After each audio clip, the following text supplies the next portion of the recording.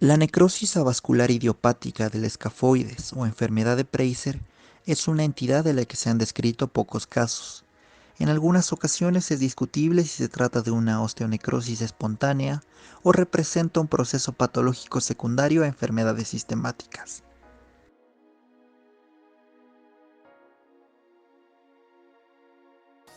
La enfermedad de Preiser representa una entidad clínica rara caracterizada por necrosis e isquemia del hueso escafoides. Esto ocurre en ausencia de fractura y en otros casos con presencia de antecedentes de fractura del hueso. Fue descrita por primera vez en el año de 1910 por Preiser, a quien debe su nombre. En la patología, de los 8 huesos del carpo, el escafoides es el más comúnmente lesionado. La necrosis avascular puede afectar áreas específicas del cuerpo en donde la irrigación ósea es más vulnerable, ya sea por lesión directa o enfermedad sistemática. Para un diagnóstico, la resonancia magnética es el examen de elección adecuado, ya que nos permite visualizar las estructuras blandas de esta zona anatómica. En la enfermedad de Preiser, su tratamiento inicialmente se da inmovilizando la muñeca con un yeso. Sin embargo, en la mayoría de los casos, el escafoides avascular comenzará a colapsar y conducirá a la degeneración en las articulaciones de la muñeca. A menudo, esto requiere una intervención quirúrgica. Datos estadísticos de la necrosis avascular bilateral del escafoides. Enfermedad de Preiser, también conocida como necrosis avascular bilateral del escafoides, es una patología producida por el déficit de aporte sanguíneo al tejido óseo. Esta lesión puede desencadenarse por diferentes traumas, como fracturas del hueso escafoides y lesiones de los vasos sanguíneos aledaños a la estructura del carpo. Esta anomalía puede incidir en la muñeca, principalmente en los huesos semilunar y escafoides. Datos estadísticos. Investigaciones de la Escuela de Medicina de Feinberg, Universidad del Noroeste de Chicago, Estados Unidos, realizaron una revisión a pacientes con enfermedad de Preiser para comparar dos categorías. Incluyeron a 19 individuos, 12 padecen la enfermedad de Preiser, 2 no tienen la enfermedad pero muestran indicios de padecerla, 4 son sanos y 1 tiene sintomatología de la enfermedad de Preiser, pero los estudios son negativos. Al hacer los estudios de resonancia magnética se comprobó que un 59,89% de los pacientes sufren de necrosis e isquemia difusa del escafoides y un 5,26% tienen compromiso vascular del segmento del escafoides. Con una sensibilidad de los estudios de resonancia magnética de un 92,3%, una especificidad de un 66,6% y una prevalencia de un 68,42%.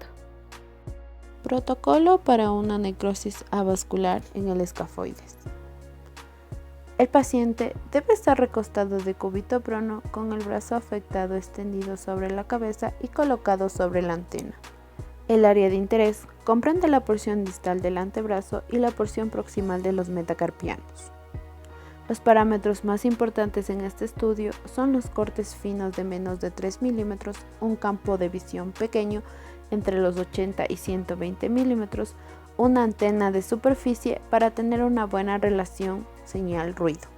Las secuencias que usaremos en este estudio: un localizador múltiple en plano coronal transversal y sagital, una secuencia ponderada en T1 turbo spin echo en plano coronal, axial y sagital, con un tiempo de repetición de 432 milisegundos y un tiempo de eco de 26 milisegundos. Una secuencia en densidad protónica turbo spin echo con supresión grasa en plano coronal, con un tiempo de repetición de 1500 milisegundos y un tiempo de eco de 20 milisegundos. Y una secuencia ponderada en T2 turbo spin echo en plano coronal con saturación grasa con un tiempo de repetición de 3000 milisegundos y un tiempo de eco de 59 milisegundos. La apariencia de la necrosis en la resonancia magnética postcontraste es la falta de realce del tejido desvitalizado, que para esto necesitaremos una fase contrastada con los siguientes parámetros: una vía venosa que será colocada en el brazo contrario a la muñeca del estudio, un contraste que serán los quelatos de gadolinio con un volumen de 0,1 milosmol sobre kilogramo de peso, un flujo de 2 ml sobre segundo y además una secuencia en T1 con o sin supresión grasa. La necrosis avascular se describe como cambios en los fragmentos observando baja intensidad en las secuencias potenciadas en T1 en comparación a los demás tejidos. Además, una disminución de volumen y o modificación en la morfología de los fragmentos que no presentan reforzamiento en la aplicación de gadolinio en secuencias T1 con supresión grasa. Discusión. La enfermedad de Fraser es una causa infrecuente de dolor de muñeca que debe ser considerada en aquellos pacientes que no presentan mejoría tras los tratamientos habituales. La resonancia magnética es muy sensible en la detección de necrosis avascular que permite un diagnóstico precoz y más fiable antes del colapso, observándose inicialmente como un patrón focal de edema con disminución de intensidad de señal en las imágenes ponderadas en T1 y aumento en las ponderadas en T2 o con contraste y con supresión grasa. En estudios tardíos, la reducción de señal comprometerá a todo el hueso o se visualizará con interrupción de continuidad.